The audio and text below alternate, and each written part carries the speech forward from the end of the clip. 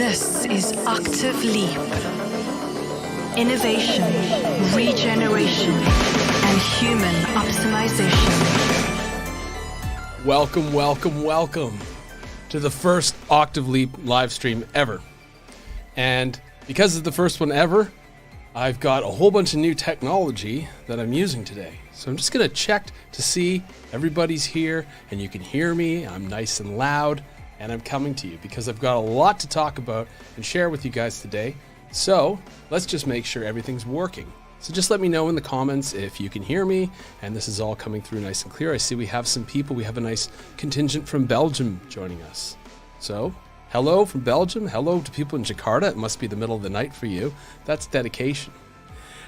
Anyway, what we're here to talk about today is a lot of different things. And this show is more solutions focused, more future oriented. You might recognize me from the Blade and Chalice and maybe from interviews I've done with people that you follow as well. But this is its own thing. And Octave Leap is really about having a holographic orb floating in the middle of your boardroom table. I'm totally joking, of course. But if you don't have one, you might want to seriously consider getting one. It's just so much easier seeing everything in holographic 3D imagery. I'm totally kidding, of course. We have to be playful during these times because these times are so friggin' serious and we get all worked up about what's going on that we forget to laugh. And if we forget to laugh, it's game over, man. All right, I'm just gonna check in here, make sure. Perfect audio. All right, great. That's what I like to hear because if the audio's good, I'm gonna be on my A game. All right, so what is this show about? Well, this show is about a number of things. It's basically about establishing new systems, doing that through innovations in business and economic sovereignty. You know, the money issue is the stickiest issue. It's the main mechanism of control. It's the main language of the controllers. They speak in money and pretty much nothing else.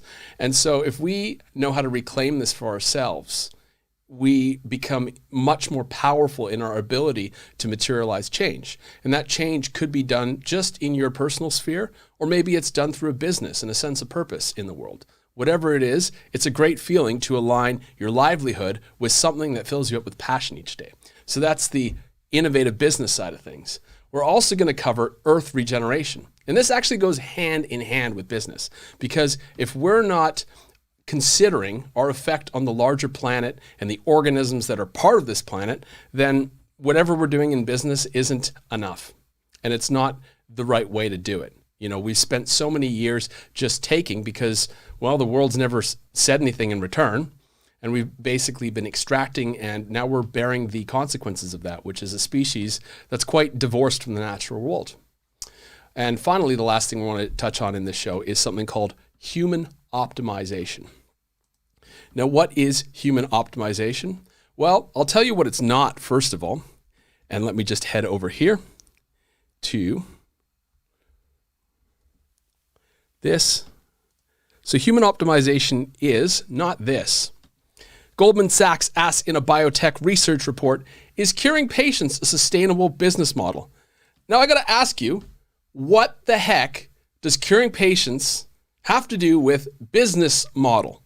It's absolutely disgusting, but that's the sick mentality that pervades all the existing systems because they're all rooted in money. The medical system is rooted in money. They can't do things, otherwise they get sued. And now apparently it's profit oriented. And we saw this over the last 2 years with the pandemic as well. Financial incentives if you report deaths a certain way, of course. But it's really exposing itself and it's really digging up these deeper connections of economic infiltration. And so what does it look like to be healthy without any financial incentive, without shareholders getting involved, for frick's sakes? Well, I know a little bit about this. I've avoided hospitals for most of my life, but I'm also going to bring on a bunch of experts to talk about tips and strategies and lifestyle approaches that can keep us optimal, that can keep us engaged, that can keep us healthy in our day-to-day life. So it's not just me doing this because I only know so much. It's really actually about leveraging the community and other people that are interested and bringing them on the show and having them in these interesting conversations where I'm coming at you half from physical reality and half from the metaverse thing back there. But it's the decentralized metaverse, and that's okay. And that's what really this show is going to be about. We're going to talk a lot about decentralization here today, because this is a very, very important theme with what we've seen in current affairs as of late. So we're going to be jumping into that. And I hope you stick around for the whole show, because I've got some really cool giveaways at the end of the show for people that stick around.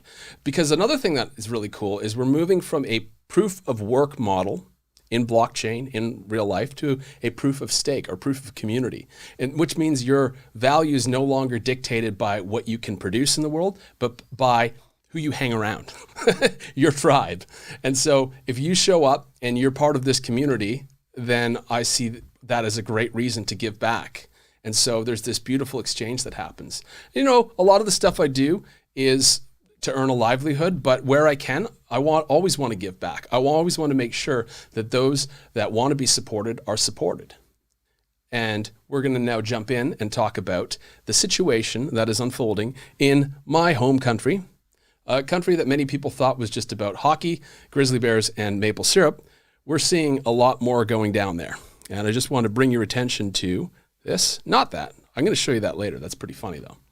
Okay, this is a tweet from Greg Price, who says, "This is literal madness. Canada's Deputy Prime Minister says under the Emergencies Act, banks can immediately freeze or suspend bank accounts without a court order and be protected from civil liability."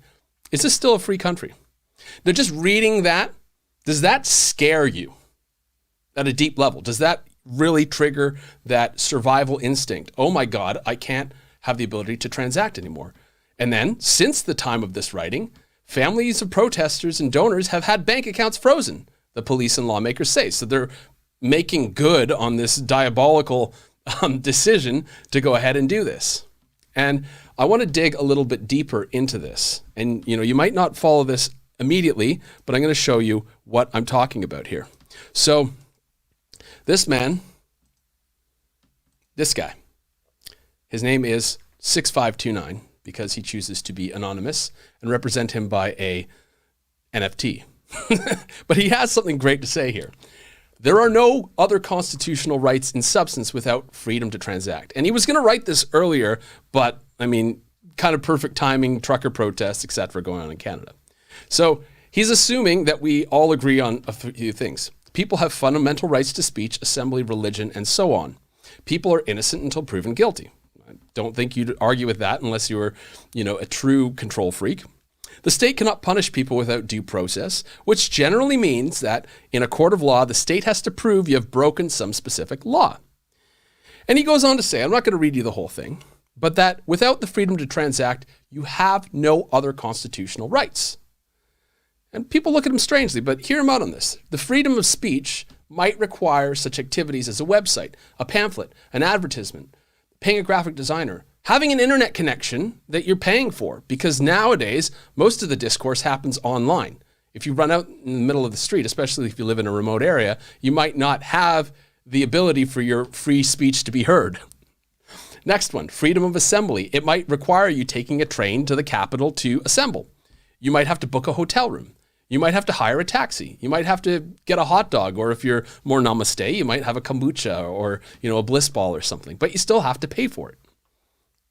And finally, freedom of religion might require such activities like renting a space for a facility, paying the salaries of religious officials, buying food and consumables. All of these cost money. Now, the interesting thing is over the last 20 years, the institutional environment has shifted to a posture that non-custodial money is by default suspicious. If we don't hold your money and we're not the custodians of your money, there's something suspicious going on here. They're saying it's all in the name of money laundering, stopping terrorism, and reducing tax evasion, which are legitimate things. However, the everyday person isn't engaging in those. They just want to be left alone to do what feels right to them. And so if somebody prevents you from doing this, they're basically ejecting you from the system. And he goes on to say this here, that, and his words get pretty severe, but in the current system, being unbanked and having to rely on cash is more or less ejecting you from the modern economy. Paying bills, getting a paycheck, paying vendors, investing in retirement savings, buying crypto even, all require access to traditional payment. Not only that, But if you live in a place like Canada or Northern Europe or Russia, you have to pay heating bills, otherwise you die. So if you can't pay the gas company, what are you supposed to do? And the government just says, oh, the banks locked you out. And the banks say, oh, the government told us to lock you out. So then you get in this process of everyone's pointing fingers and nobody's taking responsibility. But it gets worse. Many central banks have stated that the goals for CBDCs are to eliminate cash, allow global transaction censorship, and apply deeply negative interest rates. So this is the new narrative that is emerging, and it is scary. So just take a moment to breathe. I've got solutions here, and I'm still optimistic, as you can see. I'm still joking around. I'm smiling. My complexion looks good. I'm keeping in good health. So it's not that I've read this and paled in the face. No, we've got a way around this, and a way around this that is, very good. You can read this thread because he goes on and he basically uses very strong words for the kind of dictators that wish they could do this but couldn't. So what this means is that the right or the freedom to transact underpins all of the other freedoms we have in a modern democracy. And as a result of that, if we remove that, we can no longer engage in any of those other things. And just take a second. If you realized you could not transact in any way, probably the first thing hitting your body would be a sense of panic. So it begs the question, if you're out there earning your dollars, your euros, your yen, your pesos, your rands, whatever you're earning, do they belong to you? Or are you simply renting them from a central bank? And because there's obviously strings attached now, that's been made very clear recently. Just breathe. It's cool. Because, you can do other things. You can have cash. You could have precious metals. A lot of people are turning to cryptocurrency. And, the Canadian government even threatened that they're going to go after crypto wallets. And I have something very humorous for you. I love seeing this. So the Ontario Superior Court of Justice asked self-custody wallet provider Nunchuck to disclose user information and freeze users' Bitcoin. Because they said they're going after the Bitcoin too. And this is the response letter Nunchuck gave them. Dear the Ontario Superior Court of Justice, Nunchuck is a self-custodial, collaborative multi-sig Bitcoin wallet. Don't worry about all those big words. We're a software provider, not a custodial financial intermediary. Our software is free to use. It allows people to eliminate single points of failure and store Bitcoin in the safest way possible while preserving privacy. These people thinking on the right wavelength. We do not collect any user identification information beyond email addresses. We also do not hold any keys. Therefore, we can't freeze user accounts. We can't prevent them from being moved. We do not have enough knowledge of the existence, nature, value, and location of our users' assets. This is by design. And this is the most important line here. Please look up how self-custody and private keys work. When the Canadian dollar becomes worthless, we will be here to serve you too. Sincerely, the Nunchuck team. What an amazing response. That's why I love crypto so much, is because these crypto people, they're running circles around the dinosaurs. The dinosaurs that are saying, you must get 0.1% in a savings account. Look at this. Look at this crap. I'm going to show you right here. Where is it? Chase Bank in the U.S. And, they're trying to give you all this official looking stuff. This guy's really serious, very focused, doing his financial accounting for 0.01%. But if you put in over $100,000 for 120 months, which is longer than any of us can think about at this point in time, you'll get 0.05%. You get $50. You'll be able to buy some tacos and maybe a couple drinks with, your yearly earnings. Now let me show you, in cryptocurrency, you can earn 19.44%. So you can earn, how many times more is that? I'm just going to try to do the math. That's like 400 times more. And this isn't even like a volatile crypto asset. This is one that's based on the US dollar. Actually, you can learn how to do this today because I've put links below. Don't click them now, but I've actually done walkthroughs of how you can go get a decentralized wallet and that you can basically start earning 19.44%. And the beautiful part about this is no one can take this away from you. This is decentralized. This is basically you own your keys. You have to be responsible for your assets at this point in time, because guess what? We're so used to custodians taking care of the assets for us. We're so used to, if your credit card gets scammed, we can call up the bank and say, hey, can you put that money back? I got scammed. Unfortunately, when we're the custodians, we have to take 100% responsibility. We have to secure ourselves. And that means having a very good security system on your computer, having malware, anti-malware installed, being careful where you're surfing online, maybe using a VPN to block hackers from knowing where you are. And these type of etiquette are not what we're taught. We're just sort of given a phone or a computer and say, go for it. Just get out there and start giving your data away to everyone.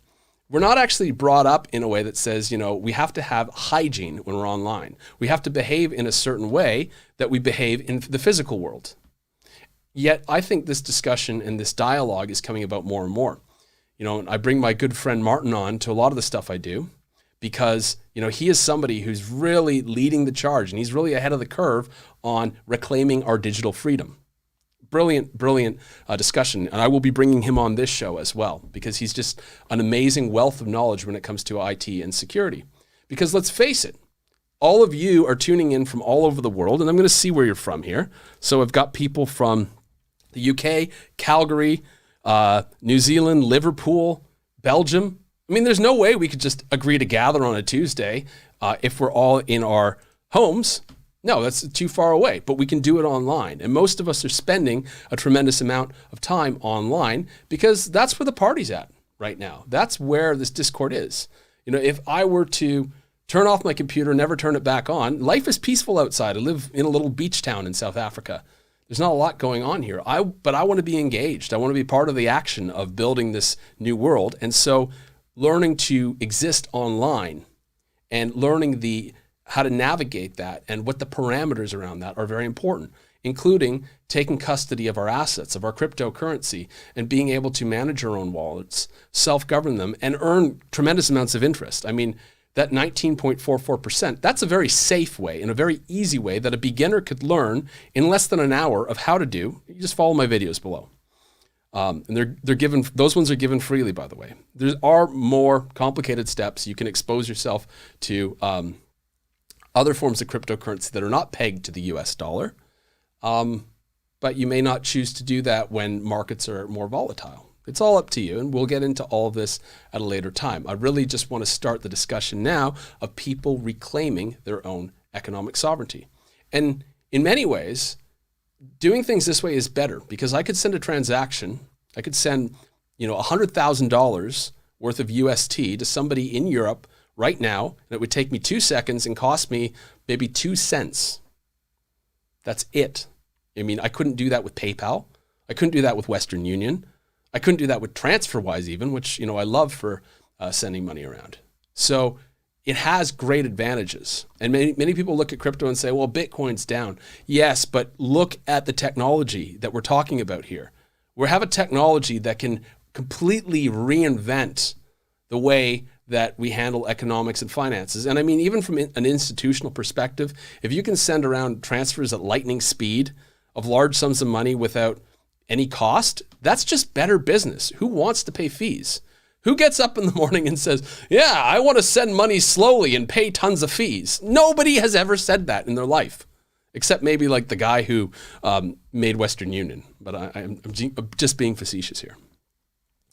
So I'm just providing options, and if cryptocurrency feels like a good option to you, and working with decentralized cryptocurrency feels like a good option to you, I am letting you know that you can transact in that way. You can learn how to become literate in that environment and learn how to transact differently. And I'll tell you a personal story. The more I started to work with crypto and the more I started to talk about it, the more other people became interested. And so when I was paying for, studio time or goods or services, some of the people that help me, that do work for me, they asked to be paid in crypto. And so the more that you work with it, the more that you'll find it has its own economy. Recently, there was an interview done on Dr. Merkela's platform, and he had two people. One was a Bitcoin maximalist, and I can't remember the other woman's name, but she was very much against digital currency. And they were talking about all the reasons why, crypto, could be infiltrated by these forces and stuff like that.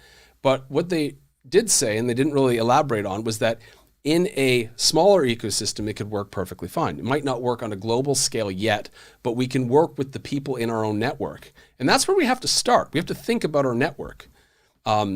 And so we can transact with the people in our lives using crypto. We can also use it to buy things that are not attached to our bank accounts if those happen to ever get frozen. And we can use payment cards. We can use Bitcoin ATMs. We can send money to somebody that might have a functioning bank account that can give us cash. There are multiple options. And I'm just basically opening possibilities for you right now in reclaiming this. And this should feel exciting. It should also maybe feel scary, but that's okay. I do want to now discuss just a little bit here something else that we've got going on today. So I did say at the beginning there would be giveaways, and those are coming up very shortly. But before we do the giveaways, I want to talk about something else that might help you along the way here. So I am hosting a workshop called Mastering the Prosperity Mindset this Saturday. You can either attend live or watch the replay. And this is basically for people who want to get into that mindset. Because if you don't have the right mindset, you could have all the strategy and all the techniques, but you'd still have that fear and all that conditioning that gets in the way. So I've created this, and it's very affordable. You choose your own contribution from $15 or more. But this is basically a way that you can start to think about all these opportunities, and you can start to sense them and see them and taste them in your own life. So I wanted to share that with you, that, I am dedicated to solutions. So we got that workshop coming up, and I'm working on that with my good friend, Alex Jepson, who's a real man who understands the psychology, and I understand the frequency and the passion and sort of undoing the conditioning around that. So I do want to say that there's a link below to that workshop that's happening this Saturday. The other thing that I want to do now is I want to give away a couple passes to this, Discovering DeFi. So this is a masterclass, a deep dive into understanding how DeFi works. It's normally worth $175, but I want to give it away to two people that are watching, that are tuned in right now, because you're coming out, you're supporting, you're part of the community, and this will teach you how to understand DeFi, the opportunities that it uses, how the big guys think out there, how to work between all these different blockchains, build a portfolio, pay less in income tax, and really understand the ropes of learning this new language. And so I'd like to give it away to somebody that's watching right now, that's tuned in. So let's just go to the comments section and see who's there.